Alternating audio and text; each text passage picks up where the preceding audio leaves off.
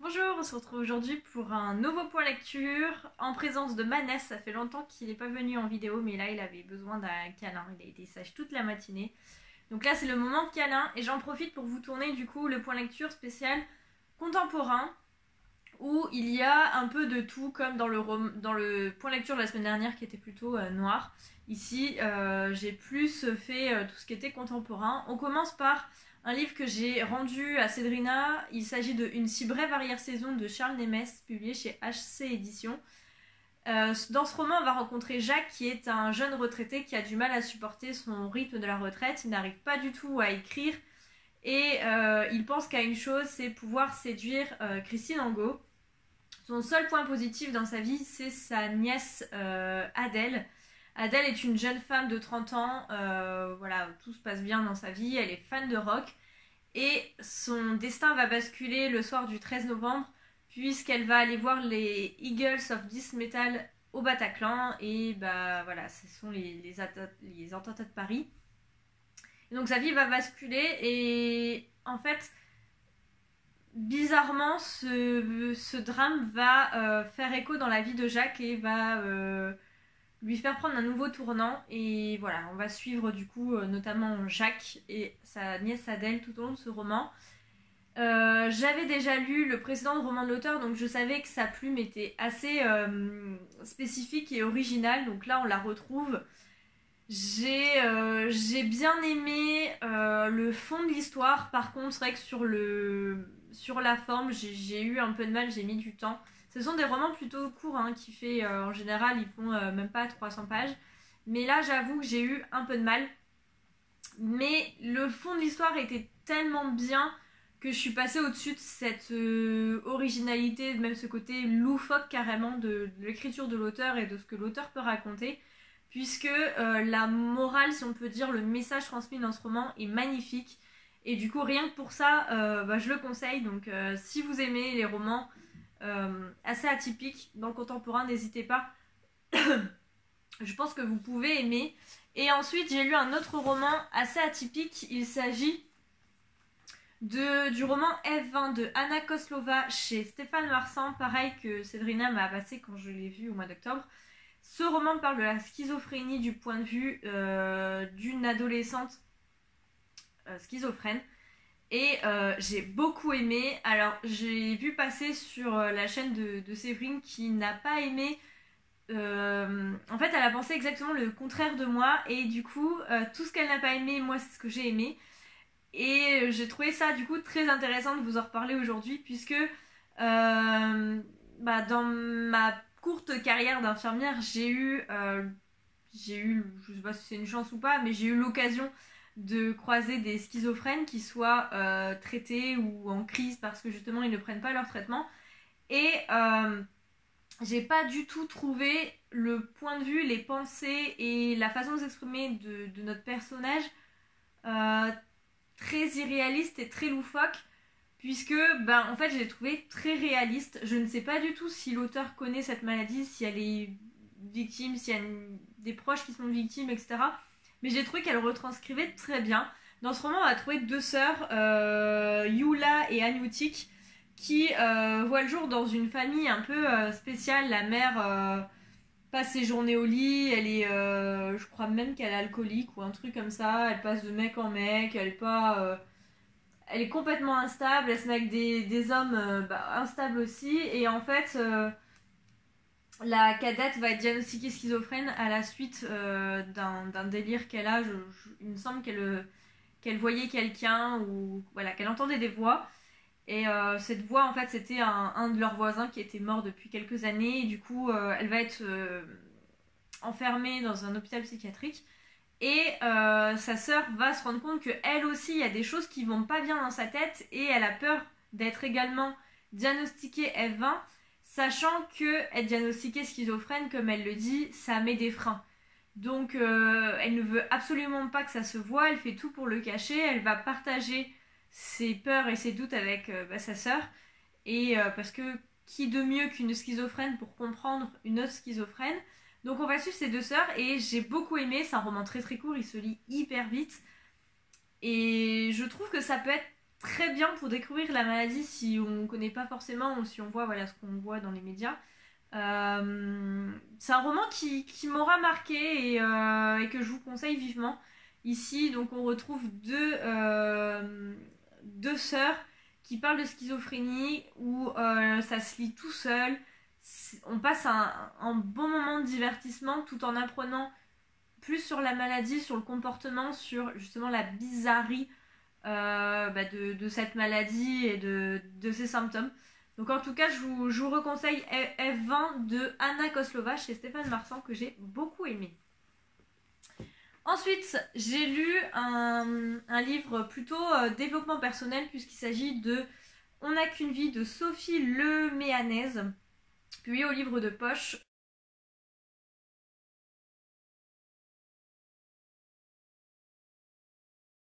Je l'avais pris puisque j'avais compris que c'était du développement personnel pour adultes et en fait c'est plus tourné vers les lycéens et étudiants puisque l'auteur va donner des pistes, des clés, des conseils pour pouvoir réussir ses études et notamment ses études au lycée, ses études supérieures et aussi comment bien rentrer dans la vie active, éviter les pièges, etc. Et en fait, j'ai quand même beaucoup aimé. Il y avait la majorité des choses et des conseils que je connaissais déjà, qu'on m'avait déjà donné, que j'avais déjà lu, que je mets plus ou moins en pratique depuis des années. Mais il y a pas mal de choses aussi que j'ai pu glaner comme information et essayer de voir si c'était possible de les mettre en pratique. Donc j'ai bien aimé, mais c'est vrai que je pense que pour les lycéens, ça peut être un bon cadeau pour les aider s'ils ont des problèmes d'organisation ou des craintes pour organiser leur vie future, leur vie d'études supérieures, etc. Donc si c'est pour les jeunes, n'hésitez pas, et même pour les adultes, je trouve que c'est intéressant, peut-être même si vous êtes parents, du coup, pour aider votre enfant. Mais j'ai trouvé que c'était très intéressant au final comme livre de développement personnel et d'aide, c'est plus de l'aide et des clés, conseils, etc. que de développement personnel en elle-même. Mais voilà, c'était un petit ouvrage que j'ai bien aimé et que je vous conseille. Ensuite, j'ai lu en lecture commune L'élégance du hérisson de Muriel Barbery chez Folio. Ici, c'est un roman qui m'était vivement conseillé par mon père depuis des années et ailleurs aussi. Il me semble que c'était Marine à l'époque de Tartinopome, et maintenant je ne sais absolument plus son pseudo, qui avait conseillé ça, mais ça remonte. Hein. C'était au début que j'étais sur Booktube, donc ça va faire presque 5 ans. Et ici, on va retrouver Renée, qui est une concierge à Paris de 54 ans. Et en fait, elle est très intelligente, elle est très cultivée, elle lit énormément de classiques, etc.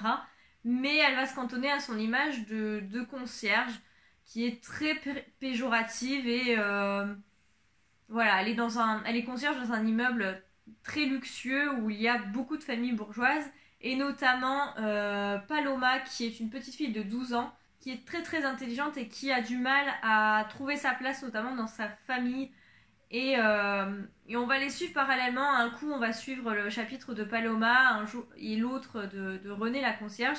Et on va se rendre compte qu'en fait, malgré leurs différences au départ sur le papier, elles ont quand même pas mal de similitudes. Et voilà, on n'attend qu'une chose, c'est qu'elles se rencontrent. Je pensais qu'il ressemblait énormément à La vie devant soi de Romain Gary. Et du coup, je pensais que la rencontre entre les deux personnages allait se faire très rapidement, et pas du tout. En fait, c'est plutôt très tardif. Donc, on va suivre ces deux personnages-là qui, on va dire, sont un petit peu trop... je sais pas si on peut dire trop intelligents, mais dans le sens où, avec les filles, on avait l'impression que c'était un peu trop d'étalage de culture, d'intelligence, de savoir, de mots, etc., de l'auteur, plutôt que qu'il y ait un fond en fait à cette histoire. Après, je pense qu'il y a eu des références qu'on a dû louper. Il y a une référence notamment dans les prénoms que Sabrina avait vu et que nous, on n'avait pas vu non plus. Donc je pense qu'il y a plein de choses comme ça, on a dû passer à côté. C'est quand même très intéressant de lire ce roman, j'ai bien aimé. Contrairement au film, moi, je préférais les passages de Renée et la vie de Renée que la petite Paloma qui m'énervait. Et voilà, même si à la conclusion, j'ai quand même compris et bien aimé, etc. On se rend compte à la fin que on avait quand même un attachement pour les personnages. Donc j'ai passé un bon moment. Je pense pas que ce soit un roman qui va marquer plus que ça. Mais en plus, enfin, je sais pas si c'est volontaire ou pas, mais c'était un comble pour un livre qui prône l'intelligence, le savoir et qui limite écrase ceux qui ont moins de connaissances et moins d'intelligence. Et en fait, il y a eu des fautes de conjugaison et d'accords qui se répétaient tout au long du roman où à un moment on s'est dit mais est-ce que c'est fait exprès? Parce qu'une fois on veut bien que ce soit une faute de frappe ou d'édition, etc. Mais c'était toujours la même faute d'accord. Et voilà, du coup, je sais toujours pas si c'était plus ou moins volontaire, je pense pas. Mais voilà, ça nous a fait sourire dans le sens où l'auteur, via ses personnages, nous montre que voilà, elles sont hyper intelligentes, hyper cultivées et qu'elles lisent des livres très compliqués avec des mots très compliqués, mais qu'elles savent pas conjuguer des phrases plutôt simples. Donc voilà, c'était la petite note un peu marrante de ce roman. Sinon, ça a été voilà, un roman qu'on a lu sur la semaine aussi, qui a été un bon moment, mais voilà, j'ai un peu de mal à comprendre en fait tout l'engouement autour de ce roman, donc je vais essayer d'en discuter avec mon père s'il se rappelle après toutes ces années. Ce qu'il avait autant plu parce que voilà, ça m'a plu, mais ça n'a pas été non plus transcendant. Ensuite, j'ai lu un roman que j'ai abandonné. Il s'agit de E égale MC2, Mon amour de Patrick Cauvin chez JC Lattès. Je l'avais eu, je ne sais plus comment, et je l'avais gardé puisque Fan avait dit que c'était un de ses romances préférées, donc j'avais voulu le lire. Et ici, on est vraiment dans du loufoque, déjà très ancien parce que le roman date de 77. Donc on sent tout ce qui est référence, etc. aux années 60-70, où d'un côté ça m'a plu parce que ça m'a permis de voir deux adolescents très intelligents qui se rencontrent et on va voir la naissance de l'amour, des sentiments, même du sexe, etc. Mais dans une génération complètement différente puisque c'est la génération peut-être pas de mes grands-parents, quoique pas très loin de mes grands-parents. Et du coup, voilà, on voit des références et des comportements surtout très différents de si ça avait été une romance avec des jeunes lycéens de maintenant. Donc au début, je trouvais ça intéressant et en fait, au bout d'un moment, je m'ennuyais.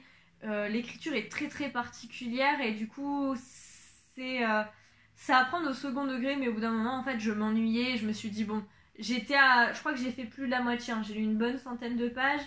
Et puis je le lisais pour dire de lire et je me suis dit j'ai trop de romans dans ma palle pour pas perdre du temps là-dessus. Donc malheureusement je l'ai laissé tomber, je le mettrai chez Emmaüs. Le deuxième roman que j'ai de l'auteur, pareil, je l'ai mis dans les cartons pour Emmaüs parce que je pense que c'est plus le style de l'auteur qui m'a déplu que l'histoire en elle-même, puisque c'est deux adolescents qui vont apprendre à s'aimer, apprendre à aimer, découvrir tout ce qui est sentiment amoureux, etc.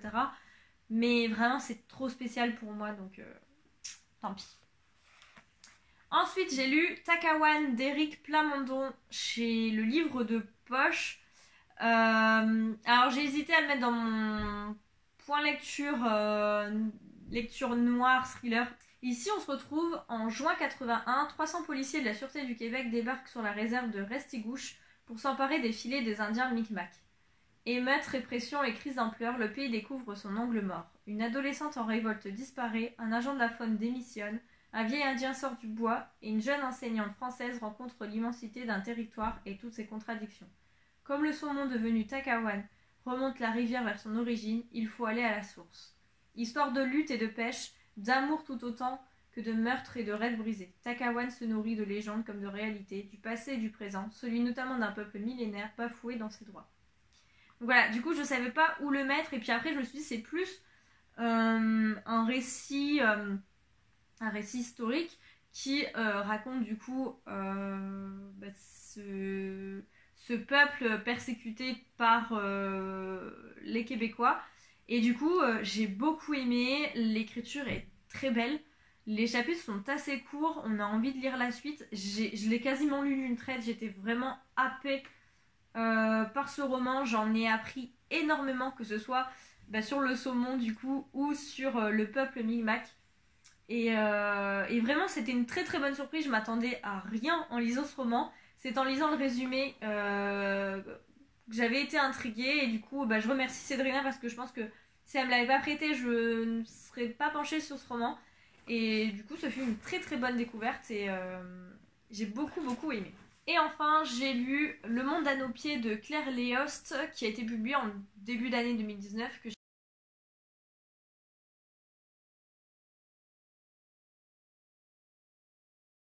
j'ai reçu sur NetGalley. On se retrouve au début en septembre 94 à la rentrée Sciences Po où on va rencontrer 3 jeunes hommes et 3 jeunes femmes pour lesquels leur destin sera lié grâce à leurs études à Sciences Po.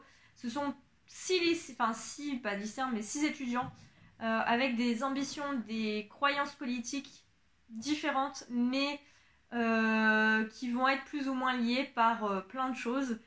Et on va suivre du coup ces jeunes tout au long de leurs études à Sciences Po, avec leurs désillusions, leurs combats politiques, tout ce qui est amour, amitié, puisque même si ce sont des étudiants à Sciences Po, ce sont avant tout des étudiants d'une vingtaine d'années. Donc voilà, on va voir le thème de la politique, mais aussi de l'amour, de l'amitié. On va être à la fin des années Mitterrand, donc on va en apprendre aussi sur la vie politique au changement entre Mitterrand et Chirac.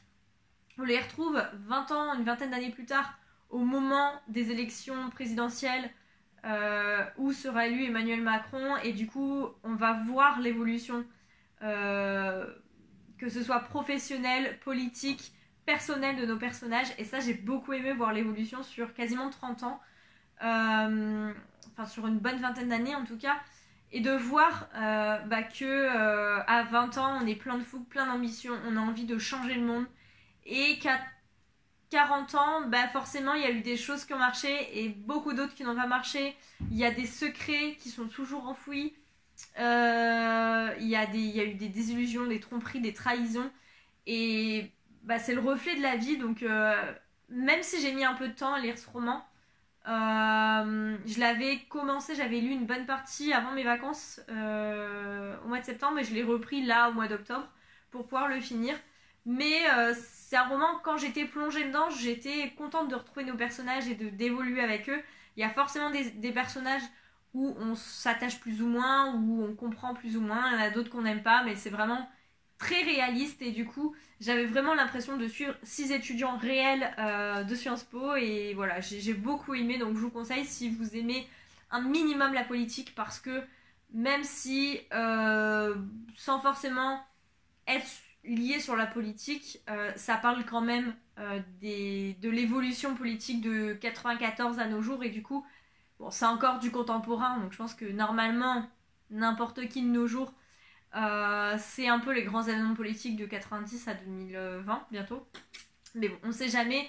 En tout cas, c'est un beau roman sur l'amitié, sur l'amour, sur les idées aussi, parce que c'est pas que à Sciences Po, on a tous plus ou moins des idées, des combats sur la société, sur la politique, etc. Et du coup, j'ai trouvé que c'était un roman qui était bien dans son temps et que j'ai bien aimé, donc que je vous conseille.